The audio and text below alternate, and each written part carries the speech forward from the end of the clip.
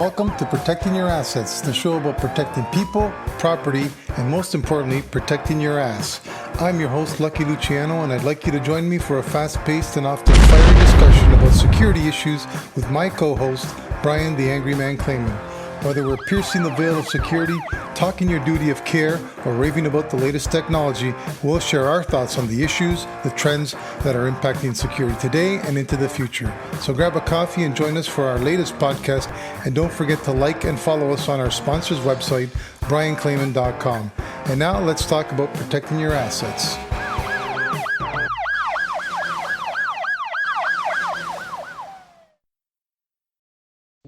Hello, folks, and welcome to Protecting Your Assets. It's episode 26, and I think we're going to have a fun one today. It's going to have a lot of engagement and a lot of discussion.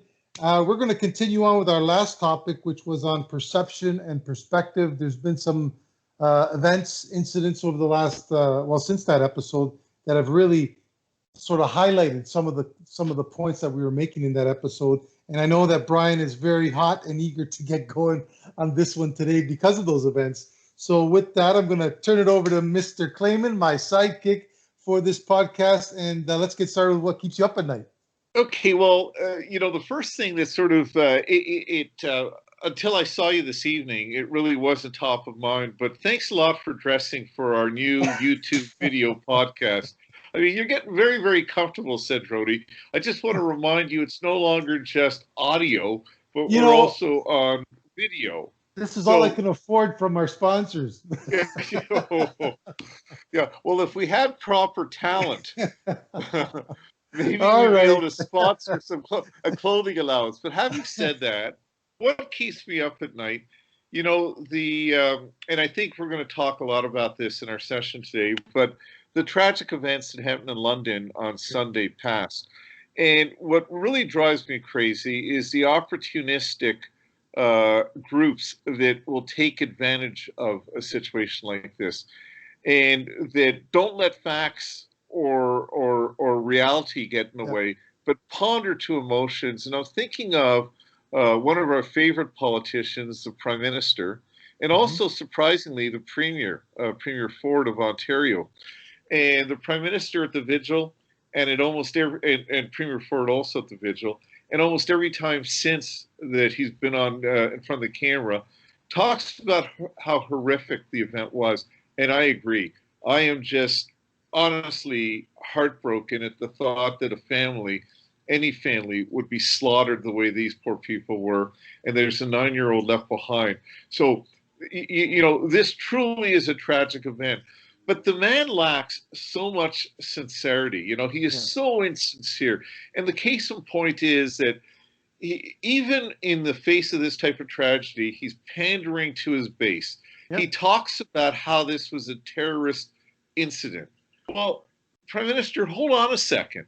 Do you actually know what terrorism is? Terrorism isn't a peace of mind. It's a law. There's a bar that has to be met. And, I don't know any of the details about this other than what I've heard on radio and TV. And I would suggest the Prime Minister doesn't know, because the police have been very coy. And the intelligence community and the RCMP, counterterrorism people, have been very holding the cards close to their chest. A surprise that they've told us as much as they told us. But just in case the Prime Minister is listening, the Criminal Code of Canada, which I think he's heard of, Section 83.01 of the Criminal Code deals with terrorism. And it says that terrorism is an act or omission in or outside of Canada that is committed, A, in whole or part, for a political, religious, or ideological purpose, objective, or cause, plus or in addition, in whole or in part, with the intention of intimidating the public or a segment of the public with regard to security, including, and it goes on with economic security and peace. And okay, so clearly, if we skip to Section B, which says in whole or in part with the intention of intimidating the public or a segment of the public, you could say that this family, because they were Muslim, and because perhaps they were targeted because they were Muslim, Section B of the Act, or this part of the Act, was met. But Section B only occurs after Section A has been met. Section A is, in whole or in part, for a political, religious, or ideological purpose, objective, or cause. Well, I don't know what the Prime Minister and the Premier of Ontario knows, but that hasn't been established. That may or may not be the case, but everything I've read about this person is that he is not known to police. There is no terrorism nexus. There is no social media presence. He just seems like a really disturbed puppy. The second thing that's driving me crazy is the leader of the NDP party, Jagmeet Singh. And I'm probably going to get this wrong, and you can correct me, Mr. Cedrone, because we talked about this earlier today, and I think we're both outraged. But he said words to the effect that Canada is racist, and if you wear a hijab in a Canadian city, you will, not might, not perhaps, you will be killed. Now, I understand I understand the point he was trying to make, but I really take offense with the dramatic effect of the words, because words matter.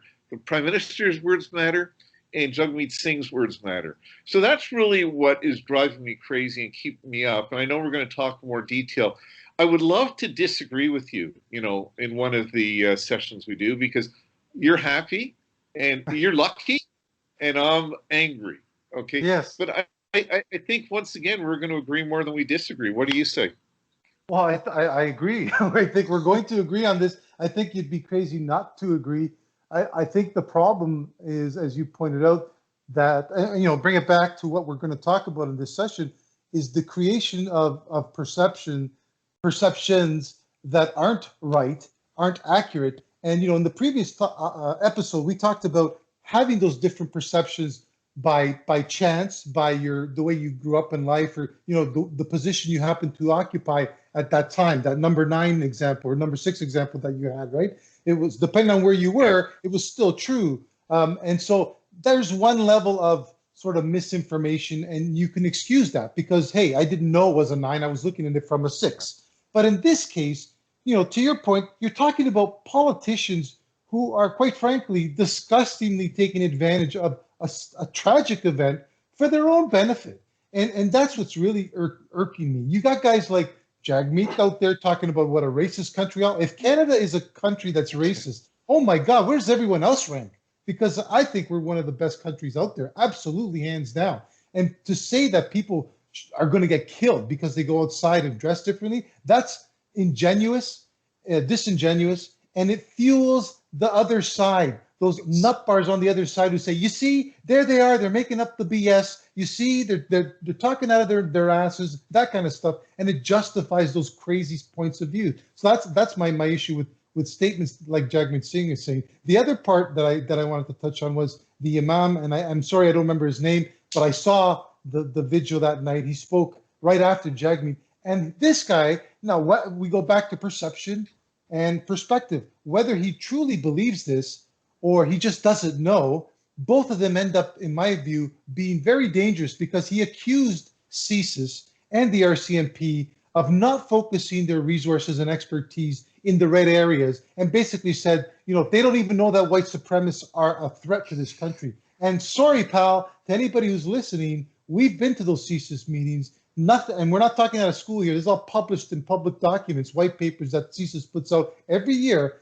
For the last 10 years at least, if not 15 or more, they've continually harped on the fact that white supremacy in this country is more of a realistic danger than terrorism was. Even at the height of ISIS, they were still calling out white supremacists as the real threat to Canada. So to sit there on a national TV program and say that they're not doing their job, somebody needs to call bullshit on that and point the fingers at the frickin' politicians that we're talking about who chose to ignore that advice from their experts and intelligence agencies. Well, one of the first things I'm going to do after this session, after this video broadcast, is I'm going to contact the London police, because they got to talk to those people, because they seem to know that it's white supremacists that are terrorists. They seem to know stuff that the police don't know, or at least the police are not telling us. The second thing, problem I've got is, by the Prime Minister calling this a terrorist event, okay, that means the accused is a terrorist. Well, there's a concept in Canada, and I'm not a lawyer, but you're innocent till proven guilty type thing. You're entitled to a free trial. You're entitled to a robust investigation. The Prime Minister has already convicted this guy as a terrorist. Yeah. Look, I just don't know. Maybe he is. But I wait till the facts come out. But by him doing what he's done, he's really brought potentially the administration of justice into disrepute, and really has set up the trial, when it gets to trial, for a mistrial. Because when you've got the prime minister of the country making statements like this, where's the presumption of innocence? Like it or not, that's how our system works. Okay, and that you got to play the game by the rules. We've now given the defense a card to say, I can't get a fair trial because the prime minister and everyone that listens to the prime minister believes that my client is a terrorist, or according to the imam or Jagmeet Singh, a white supremacist. Well, how do we know that? And the other thing, point 3, that drives me absolutely crazy is, as you said, we've worked very closely over the years with the RCMP counter-terror people, the CSIS people, the Toronto police, and all the big police forces, their terrorism teams and their intelligence teams. And these guys are good. And to say that this subject was not on the radar, well, I got to tell you something. I'm not on the radar. And you know why I'm not on the radar? Because there's nothing on social media that suggests I'm a nut bar or a threat. There's nothing in my, I haven't been arrested. I'm not known to police. So for them to say that CSIS didn't do their job because they weren't watching this guy, why would they have been? And quite honestly, also, if you want CSIS to watch every one of us, okay, you're advocating for a police state. And honestly, I don't want to live in that kind of a country or society. I want the authorities to watch the people that need to be watched. I want the government to fund the security apparatus, so they've got the money, they've got the expertise and the resources to do that. But I don't want them to arbitrarily spy on all of us. And the fourth thing I want to say is the Privacy Commissioner of Canada just today came out and said the RCMP broke the law when they use that American company that really harvests facial from social media, okay? Stuff that's publicly out there. And all they did was they harvest it, they make it available to their clients, which was the RCMP and a few other police services who've since stopped using it. And they said that it's an invasion of people's privacy. Look, I'm not the privacy expert. I'm not a judge. I'm not a lawyer. I just don't think that when you put it out there on social media that you have any expectation of privacy. But I understand where he's coming from. We do not want to live in a state where we're spied on easily. So then Jagmeet Singh and that Iman, and again, I forget his name. I can't remember his name, yeah. But for people to say things like that, be careful what you ask for, because a lot of people that have come to Canada, that have contributed to Canada, escape those types of regimes. That's not the type of country that Canada is, nor is it the type of country I want to live in. Nor, bringing it back to what we're about security for our clients, about security program. That's not what security is. Security is looking at the threats, doing a risk assessment, say that, laptop thefts are a problem, assaults in a parking garage are a problem, but not looking at everyone with shifty eyes that walks into your property or your business as a potential threat. Like, that's not the way business operates. It's not the way democracies operate. Yeah, and I just, before we go into that perception discussion in more detail, the only thing I want to add to what's been said there, I mean, by no means either one of us would ever suggest that this guy deserves a break. He's a piece of garbage. Yeah. And I don't care if he's crazy or whatever. I don't care what the excuse is. To me, the guy should be just taken care of. The old days we used to execute him. That's the solution in my book. The problem, the dangerous problem, I think, is with the way it's being managed by politicians in particular. When you start calling things terrorists, then everything becomes terrorism. And there's also a distinction which we haven't talked about. What is a terrorist tactic and what is a terrorist group? And there's lots of people using terrorist tactics. Doesn't make them terrorists, right? The guy on Yonge Street driving down the street there, that was terrorist tactics, but he wasn't a terrorist group, right? They're a bit of a fringe nut bars, but they certainly aren't a terrorist group in the traditional sense. So we have to be careful, because when we start labeling things that aren't terrorists, then it starts to spread the definition out, and all of a sudden, what was normally, a murderer or intentional, like a murderer or hate crimes, they get lumped into terrorist crimes, and that's not going to benefit anybody. And you know, all it is, especially in this particular case, is an emotional release. I understand that people are hurting. I understand that people are angry. I am hurting. You're hurting. We're both angry. Okay. I mean, you know, I want justice, whatever that is, whatever that turns out to be. If the guy is mentally ill, mentally unstable, then we'll deal with that. If the guy formed the intent, we'll deal with that. But I got to tell you, this rush to label like terrorism is more important than murder, which is less important than a hate crime. Like, we got to get over ourselves.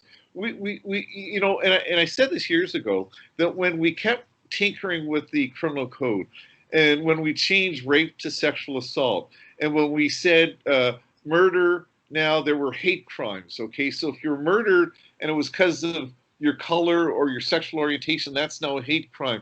It just complicates things. I understand that people want justice, but we got to be really. And by the way, I think it's right that we have these levels in the criminal code. But I think we as civilians, we're not the judge, we're not the prosecutors, we're not the jury.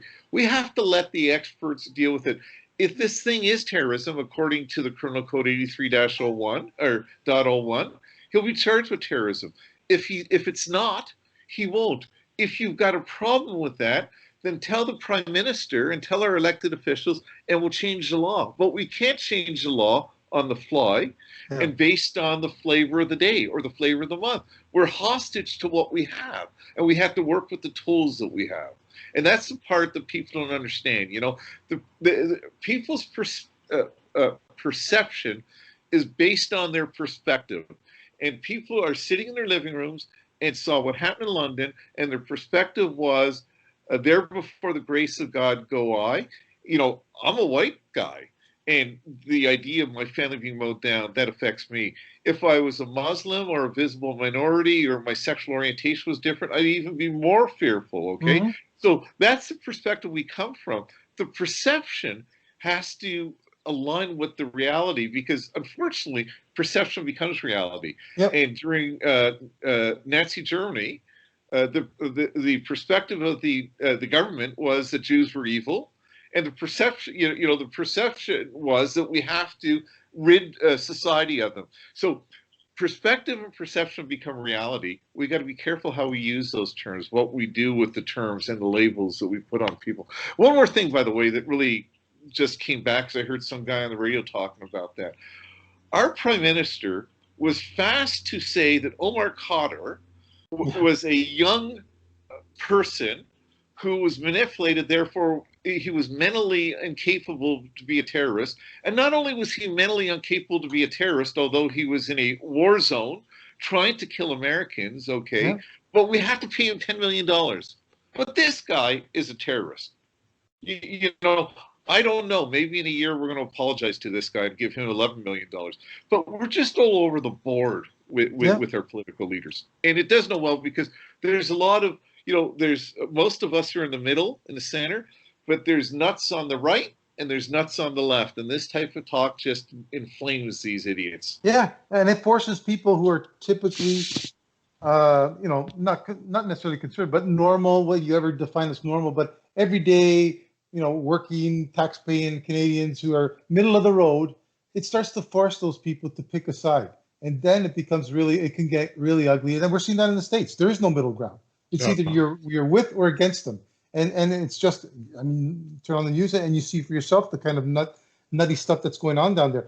But we're starting to see it here too. I'll tell you quickly one other thing I saw today, which really, it really got me upset, not enraged, but certainly it's an indicator of where we're going. And I just don't think it doesn't speak well for us. And that's this commercial I heard. And I don't remember the group, man, my memory must be going, but I can't remember the group that was sponsoring the commercial, but it was about Metrolinx and Metrolinx setting up a new rail yard for their trains. Covington Park. Okay, so I don't know if you've heard the commercial from that, but basically it says it. It's not like I'm suspecting that's what they're trying to say. They actually say that, we have to stop systemic, not racism. It was something else. Systemic genocide. No. Yeah. Well, no, but it was along that lines, right? So my point is, here's Metrolinx, which we'd like to think, hopefully our perception on this is correct, but typical government or quasi-government company, they've done their homework, they've done their studies. They didn't just pick that area for the sake of picking it, and that they've picked it for a reason, a legitimate reason. We'd like to believe that. I hope that that's the case. And then to arbitrarily just throw that all aside and start basing it on because we're poor, or because we don't have money, or because there's 30,000 people that want to stay here, and throw all the rest of that out the window and claim that it's because of systemic racism or whatever it is. To me, that's really setting us up for an ugly future, because anybody can claim that. Yeah, today, and today it's systemic. Tomorrow, I want to say, well, I don't like my neighbor putting that up there because it offends me as an ex-Italian. Like, it's ridiculous. Yeah, exactly. For those of our listeners and viewers that don't know Toronto, Flemington Park is a neighborhood in Toronto which is economically challenged, depressed. A lot of new Canadians. There's people of color, and so to your point, I didn't hear this commercial, but I'm not surprised. So people have a perspective that this is a racial thing, and they're just taking advantage of this community. Whereas I would like to think the Metrolinx is not a racist organization. Yeah. They've done all sorts of feasibility studies. The proximity to the downtown core makes it an ideal location for a train yard. I think it's based on function and practicality. However, I mean, perhaps they didn't look at the fact that they are displacing people. They're going to have trouble to reestablish themselves. That's a real point. But to call that racism, I mean, if we use what Jagmeet Singh said at the vigil, that means that this is a continuing genocide of people that are not white, that are not either white Protestant or French Catholic, that founded this country, okay? And it's just ridiculous. I mean, there's their side, my side, and the truth in the middle. Yeah. And somehow we are just so polarized, and we stop looking at the truth in the middle. You talked about Americans. One thing I always admired about the U.S. is no matter their difference, Republican, Democrat, Independent, Southerner, New Yorker, Californian, they were Americans first at their core, and then they had the nuance. And Canadians, we were like that for a while, and then we stopped. We forgot what it is to be a Canadian. I mean, we're welcoming, okay, and I think that's what makes us unique, and that's one of our strengths. And we're a melting pot, and I think that's one of our strengths. But we are just like, I just made supper for the family, and I'm an amateur chef, and I sliced and diced some vegetables to put in the casserole. Well, we're slicing and dicing Canada. And when you slice and dice Canada, okay, it's one thing to be welcoming. But when you forget who you are and why you exist, you cease to be a country. And that Metrolinx example is a great example. I think rather than calling them racist, there should have been, hey, were there not consultations? Yeah. Did you not go to the consultations? If you weren't happy, why wasn't there a press release then? Government never works quickly. A project that the private sector could do in a year takes them 10 years. So only now you're putting out this commercial once it's approved? I don't know. People are just so focused on their own individual needs and don't think of the greater good. And again, I don't know that it needs to be at Flemington Park, and I don't know, maybe Metrolinx did miss that, but I don't believe for a second it was racist. It's the flavor of the month. It's the residential schools, Metrolinx, to hell with everyone. Listen, to equate, and I'm getting ahead of myself, but the residential school fiasco, which is the most horrible thing that I've experienced and heard of in years, to now insinuate the Metrolinx is doing this because they're people that are not as advantaged as the mainstream, is just ridiculous. We're shooting ourselves in the foot. Yep, and like I say, it sets up for dangerous dangerous standards going forward. If they're prepared to go down that road, it's gonna get ugly real quick. You said something interesting. Well, interesting. It's part of the discussion. You said Metrolinx may have failed to see their perspective, and I think that I wanted to touch on this concept because we talked about bringing it up during this call. But the whole thing about red teaming and what we've called red teaming. And for those who are listening who may not be familiar with it, but basically it's a concept in terms of strictly security stuff. You would, in the basic sort of example, you would have a guy test your security guards try and get into the building and see if you get stopped, if they get questioned, that sort of thing, to test the robustness of the program. That's straight. You look at it from the point of view, from the eyes of the bad guy. So if you're protecting a building, let's say you go across the street and say, if I'm a bad guy, how would I attack the building? Yes, that's red teaming. Yeah. So taking that same concept, you can really apply that to almost everything in terms of when we start talking about perception. And so in this case, there's another example when you talk about Metrolinx from their perspective. Everything was great. We did the studies, we did the tests, we went to the government, we got the papers and everything, but nobody saw or failed to see the perspective on the other side. So that's sort of what we're talking about today, and the importance of doing red teaming to eliminate these types of issues. So how do we do that? You pretend to be, or you try to put yourself in those other people's shoes, which we all do at some level, but it's crucial as things become uglier and uglier and more polarized. It's even more important to say, you know what, I'm not going to just stick to my point of view. I have to force myself to look at it from the other person's point of view and see what they're going through.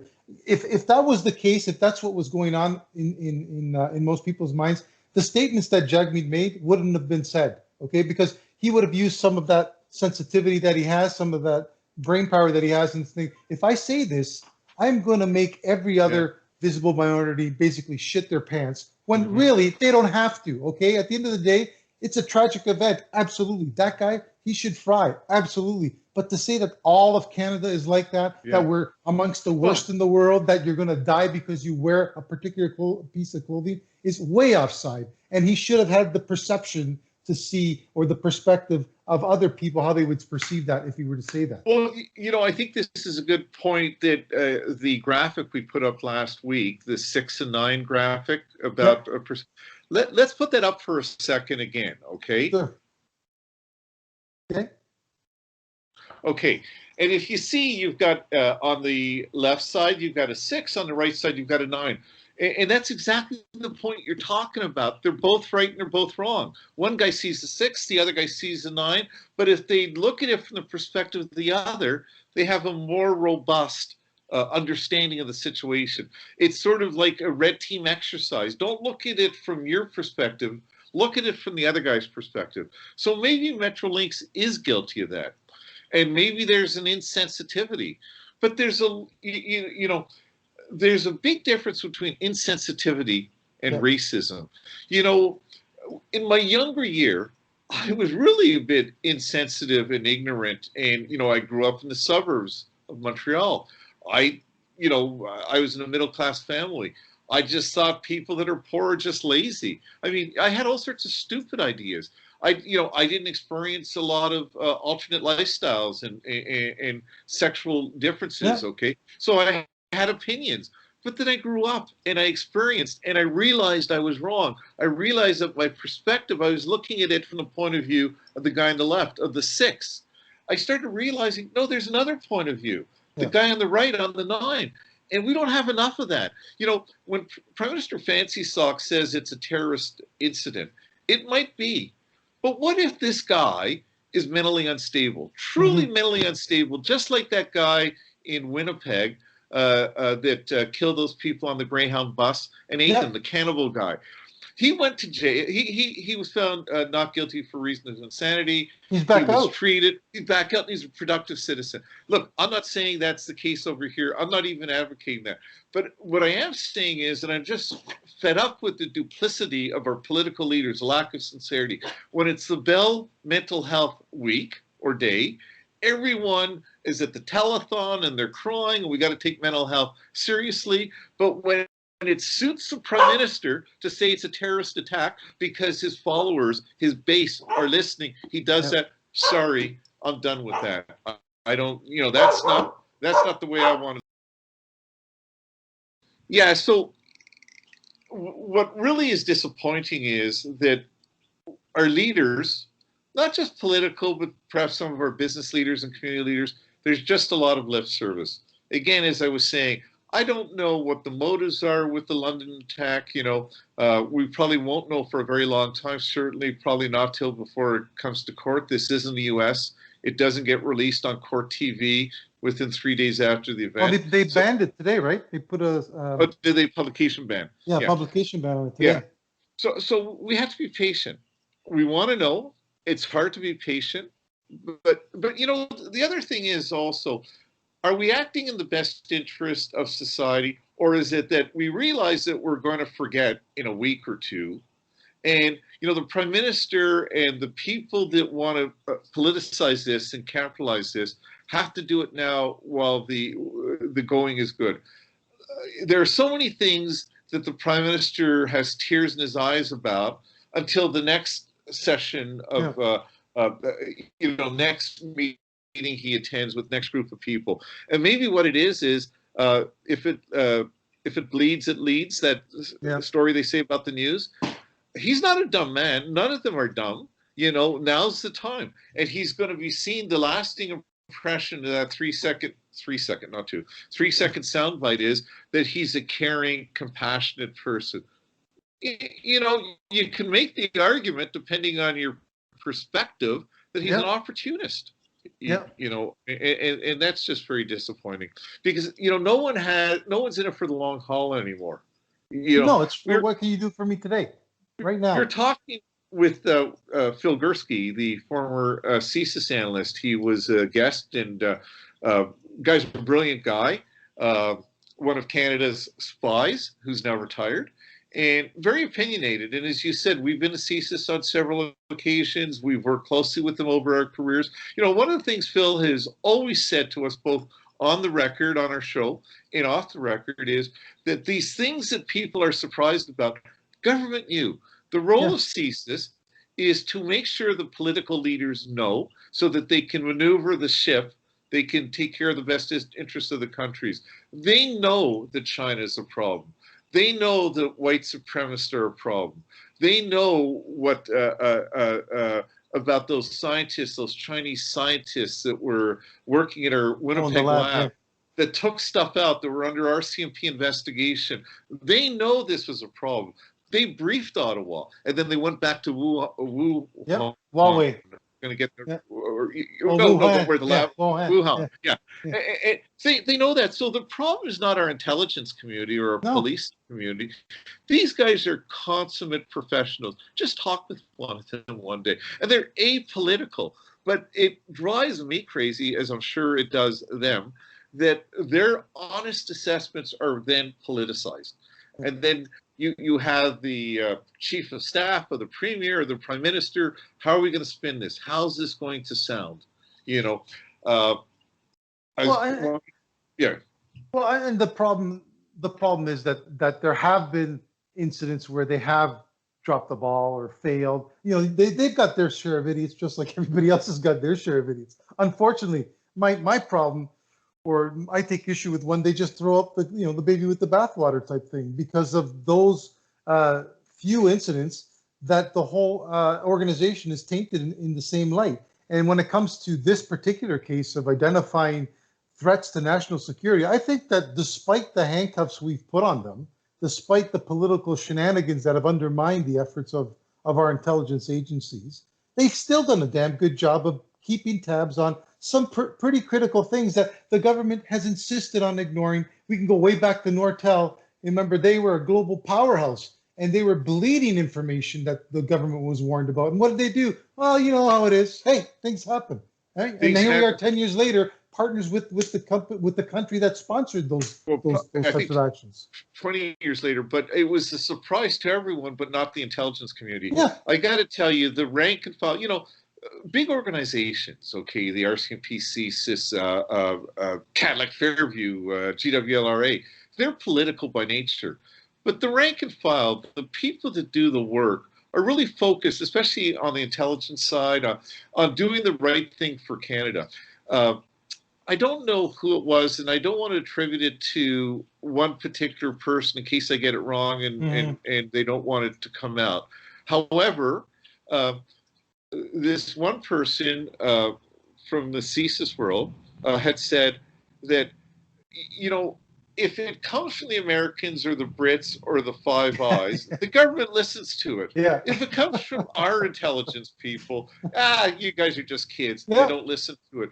And we have one of the best militaries and intelligence communities and police services in the world, yet we don't take advantage of it. Yeah.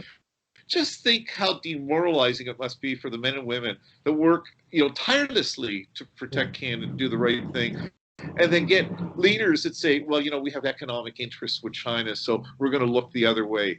I'm sorry, but well, I'm that's like not. you say. You can't imagine working in those units with that kind of support, right? Like I experienced some of that with policing when it started to change, and you could see the direction it was going with senior management worried more about their careers than they were about doing the actual job. And here we are, 15 years later. Sure enough, that's what's happening. Guys on the road aren't supported at all. They're all in the dumps. I don't know any of them that are positive about the job, and the media hates them. The public hates them. I don't know who they're going to find to police this neighborhood, in 5 years' time. So that's the ultimate result. That's what it's going to be. If people think that things are going to get better by taking some of the actions we've been doing, all these trends, flavors of the month, as you call them, in the long term, the damage that they're going to cause, I think, is going to be significantly costly for us to recover from. Well, let's talk about that policing example for a moment, and let's put it under the lens of perspective and perception, okay? And you would think if you were looking at, America and what's happening in America, we somehow think Canada is the same. But you would think, looking at policing in America, the perspective of most Americans is that they are criminal, they're rogue, they're illegal, okay? But there's a I believe the vast majority that are pro law enforcement that support it, but they don't talk as loud as the other side. Okay, so the perspective is dependent on what side of the fence you sit on. And the people that demonstrate, I had this discussion with my son often during COVID, and he was saying that the government is losing the confidence of the people. Look at what happened at Young Dundas Square with the demonstration, 2,000 people on the weekend. And what I try and explain to him, and he never agrees, and I don't know that I'm right, he could be right for all I know. He's your son, that's his job. That's his job, and he does it very well. But, it's a matter of perspective. I say, but Dan, there are like 15 million people in Ontario. There were 2,000 that showed up. And he says, okay, then where are the 2,000 that are supporting the government showing up? And I'm saying, because those, your perception is that they don't exist. The perspective of people that are law and order and support government, in order, they don't demonstrate. At the G20, great example, you alluded to it last week, that was quite the experience. Yep. And I would say the first couple of days into the weekend, it were decent people. I didn't really agree with them, but there were trade unionists, there were teachers, there were your neighbors and my neighbors that were demonstrating, okay? But what is the legacy of the G20? The Toronto got burnt down by a handful of idiots. But they have become the symbol, the reality, the perception of the G20. So, it's really important, and especially for a security leader, you've got to look at things from two perspectives. And that red teaming example is a great illustration. You got to look at, what do I need to do to protect the organization? And what is the bad guy? What are the vulnerabilities that the bad guy sees that he can exploit? I just did a proposal to a client earlier this week about a threat risk assessment. And I said exactly that. I said, they were saying, well, how come it's so expensive? And I said, because I'm worth it. And when they stopped laughing and choking on their coffee, I said, because it's a comprehensive process where you can't just go and hire a security guard and say you have security. You've got to understand the threat. And to understand the threat, you have to understand the organization and what your tolerance for threat is. And then you've got to look at what are the vulnerabilities that exist and how can they be exploited. And unless you do that, unless you take a holistic approach, you're not going to be able to secure the property. Well, it's the same thing with what happened in London. It's the same thing about changes that might be necessary in law enforcement. You have to take a holistic approach, not a juggling sing approach that all cops are bad. I heard during this debate here in Toronto, some person that was anti-police, and it was just a citizen that was quoted, saying that I'm worried for my child to go to school, it was a black woman, to go to school, that they're going to get shot by police. And the point is, it was such an outrageous statement, but that was her perspective. Her perspective and her perception. It was her reality. It was a sexy reality. So there's a whole cadre that believes in that. Yeah. And because no one's looking at the totality, even on the cop loving side, I mean, there's people that love cops no matter what they do, you know, and they're going to make excuses for no matter what.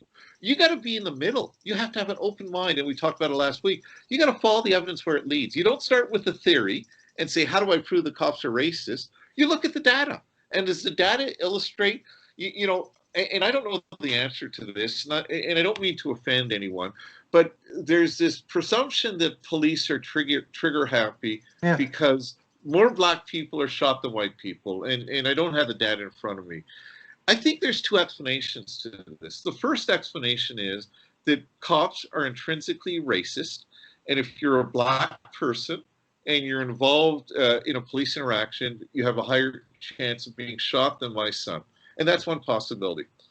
The other explanation might be, and I don't know if this is true, so please don't send nasty notes to me, maybe people get shot because they were doing something that caused them to the police to feel threatened. My point being that if a police officer stops me and says, get out of the car, I'm going to get out of the car. And if I think it's an illegal stop, I'll say, officer, what have I done? Get out of the car or I'll tase you. Well, I got news for you. I'll get out of the car. I also got news for you. I'm going to make that stop end as soon as it can. I'm going to do what I have to do and take my ticket. Then I'm going to call the police precinct. I'm going to call the professional standards people. I'm going to call the staff sergeant. I'm not going to regulate it on the street. I understand why people are scared. I understand why communities are scared. So I'm not giving the police a pass. But I'm just saying that we got to look at these things from both sides of the fence. I think I talked about it last week. When there's a traffic stop, you know, Luciano Cedrone, that you did nothing.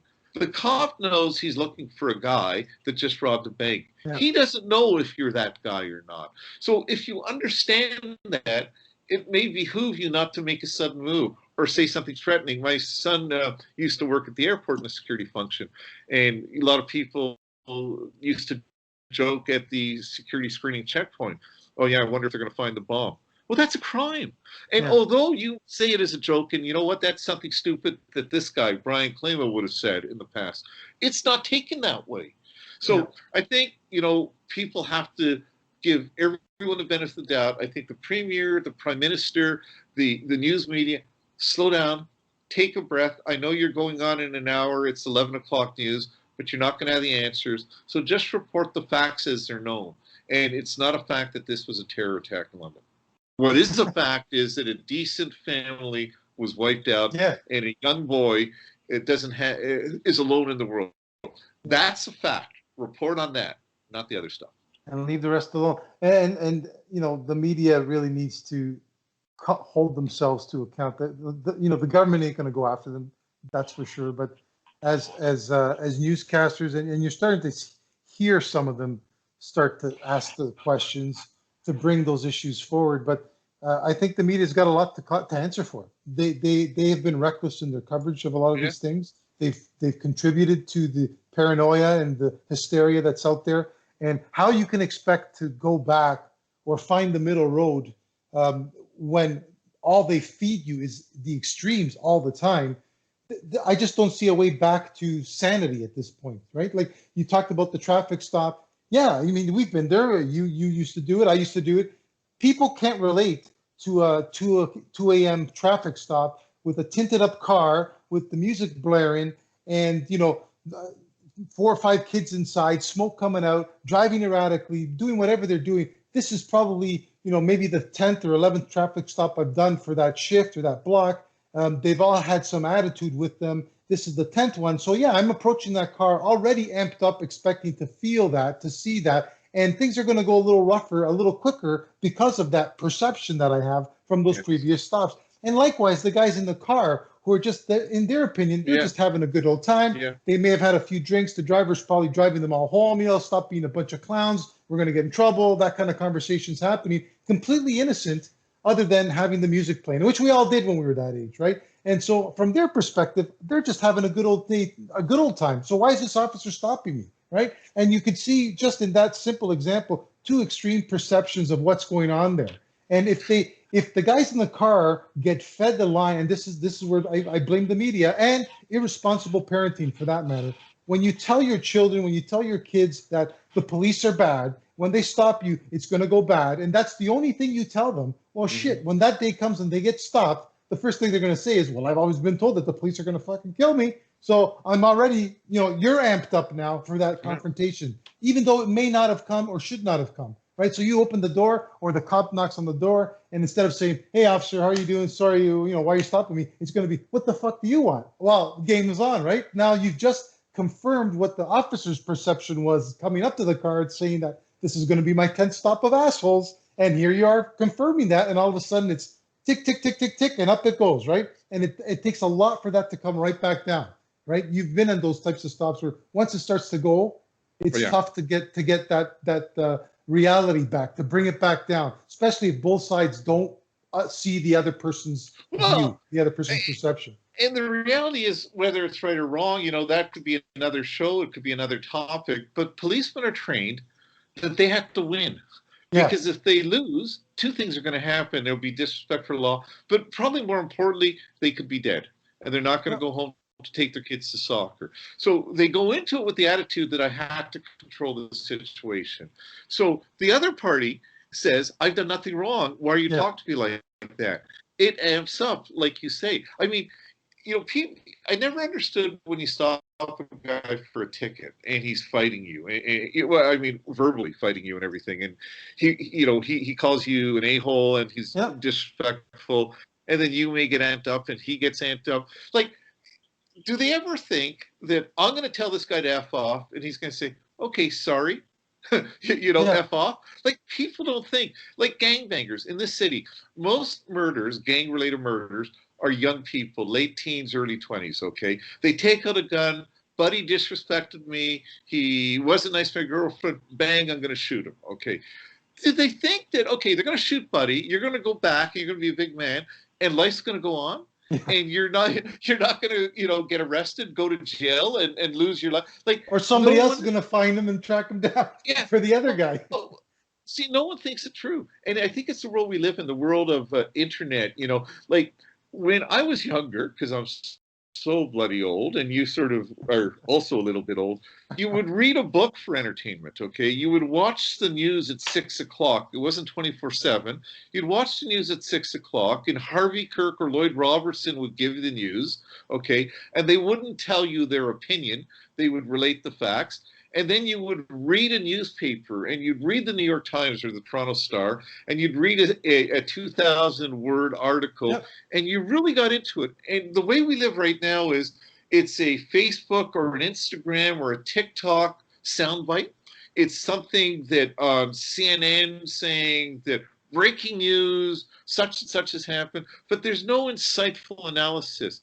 There's commentary, but we have forgot to be how to be critical thinkers. And to your point, I don't think we can go back.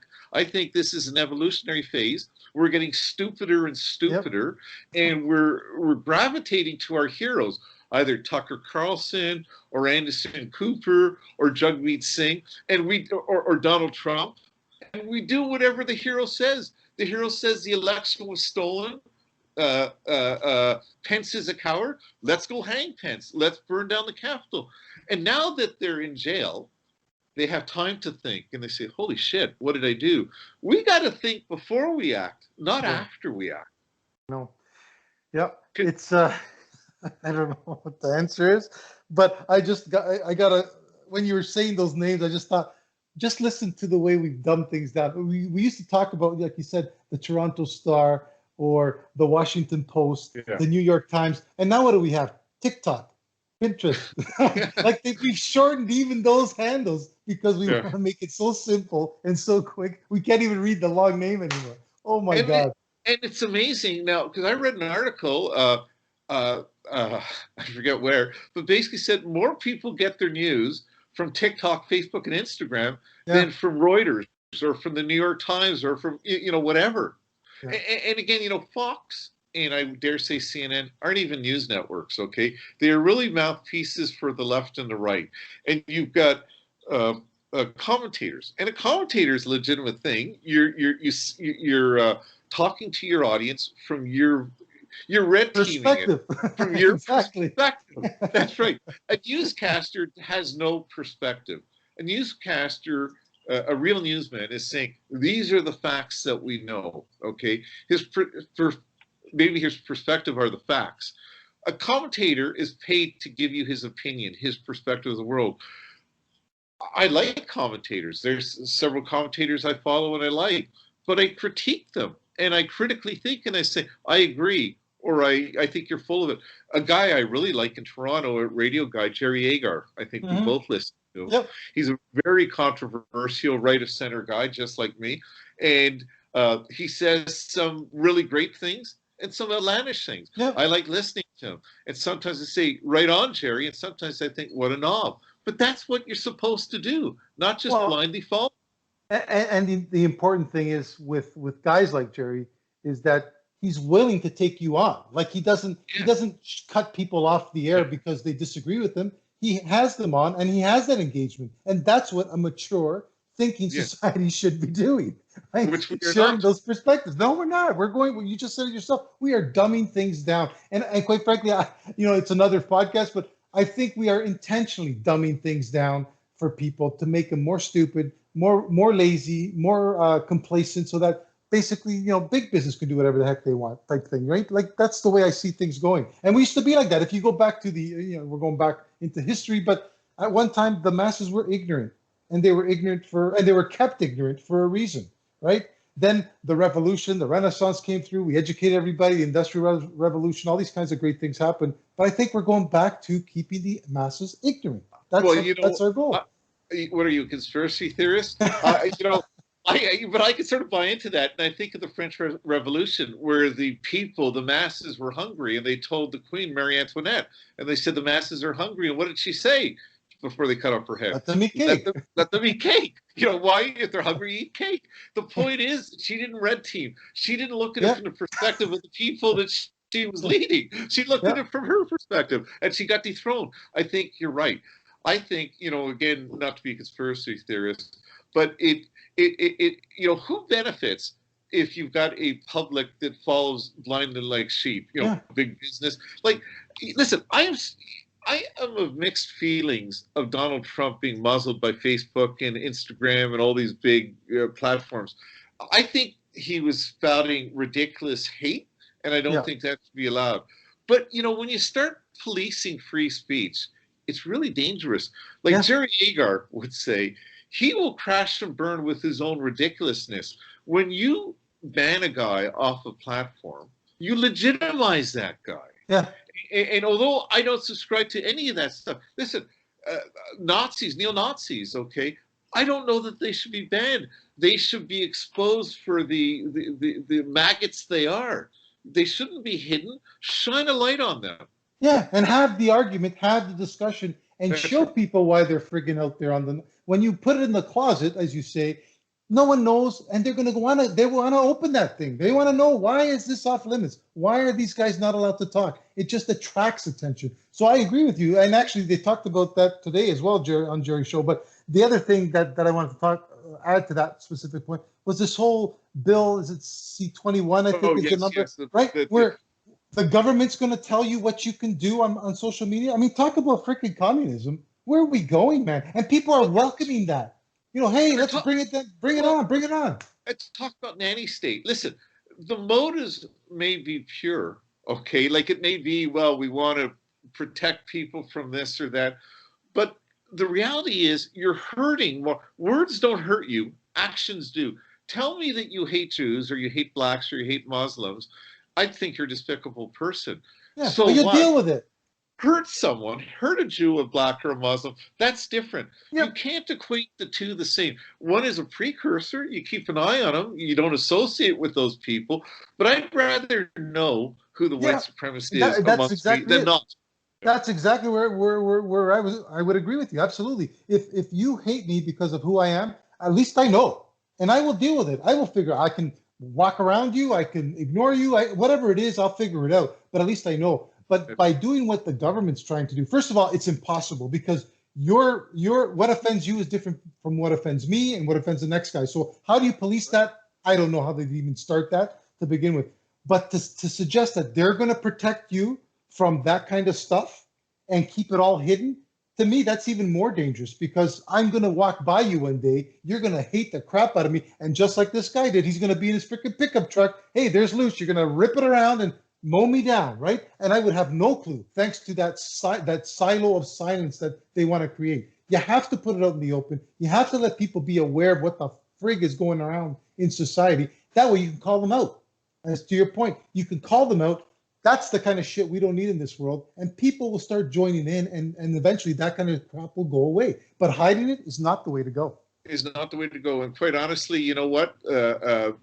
My enemy, if he's smiling at me, if he's nice to me, but he's still my enemy, and he's going to stab me in the back, just like Brutus did to Julius Caesar. I'd rather know, as I'm sure Mr. Caesar rather know, and by the way, his legacy's made a really good drink, a nice cocktail. But I'd rather know who's trying to hurt me. Like, for example, you and I, we're friends. I trust you implicitly. For all I know, it could be a mask. You could be plotting to take my money, take my family. You know, like, you got to be honest. And I think if government truly wants to help people, teach people to be critical thinkers. Yes. Teach people not to take things at face value. I met with a client a while ago and did a proposal. And she said, well, you know, I probably should get some competitive quotes. And I said, well, yeah, that's okay. I mean, I don't want her to get competitive quotes. And then she asked me, well, who should I go to? Can you recommend someone? And that was sort of an awkward moment, but I did. I recommended someone because I thought, but my honesty hopefully will get me brownie points. And I also, because I'm a little bit cunning, I recommended some consultants to charge a lot of money, more than I do. So, but you know, you've got to be upfront. People have, you know, so I could have lied to her. I could have said I don't know anyone, but she would have found someone perhaps. Yeah. She did a bit of research, and then she would have gone to them because she'd say, "How did Claman not know this type of thing?" So you got to be honest. You know, WYSIWYG, what you see is what you get. I'd rather you put it out there. Know what you are. Know that, you know, if I'm a gay man and you don't like gay people, I want to know that. Yeah. You know, I want to know that. And maybe then we could still be workmates, but we know what the boundaries are. And I'm not going to invite you to my house or something like that, but I want to know that. And on that note, we are past the hour. So let's wrap it up, because we are long on this, although I think it was good. I like these types of one-on-ones with you. Just as a final takeaway with our listeners, certainly on the business side of things, the whole idea of red teaming and perspective. Make sure you intentionally look at whatever it is you're talking about from the other side, where people will be judging you, how they would judge you, what they may think, and see if it aligns with what your objectives are. You may be trying to achieve objective A, but they're going to perceive it as an objective B, and that may not be up your what you want to achieve. And so you should be reassessing the strategy. That's how I'm going to leave it, Brian. So I'm going to turn it over to you for closing comments. Well, you know, as the sponsor of this podcast, Brian Claman & Associates Limited, listed on NASDAQ and the Toronto Stock Exchange, we will be implementing a dress code effective the next podcast. Oh my God. So the angry man is a little bit angry and disappointed. I do apologize to our listeners and viewers for Mr. Cedrone, but he will be talking to the HR folks after this broadcast. Well, I'm appealing to the perspective of the younger crowd, so that's why. And I'll try to hit the over 60 crowd. All right, folks. Till next time, we are going to have a guest on our next show. Very well-known and accomplished police officer, former police officer, now retired, working in the private sector. I don't know, Brian, if you want to mention his name, or we'll save it till he comes on. But certainly looking forward to that conversation. And we're going to be talking about... We're going to be talking about challenges in policing and how those challenges in policing are spilling over to the security side. Chris Fernandez is going to be our guest. Chris is a former superintendent with Toronto Police, and he was the deputy chief of the Durham Regional Police. He now works for a real estate management company running a security program. He's got a great perspective. One of his jobs in Toronto Police was the gang unit, the Tavis unit. So it's really interesting to find a guy that worked on the other side and now is on our side on the private sector. He's doing the same things on the private sector side that he did on the public sector side, but the tools and the laws are different. So it should be a really interesting episode to hear his perspective. He will tell you he's learned a lot coming over to our side, and he's just a nice guy. So I'm looking forward to next week. Yeah, me too. That should be a really good episode. Until then, folks, we will talk to you. See ya. Take care, everyone. That concludes this podcast. We hope you enjoyed listening and will join us in a couple of weeks for our latest episode.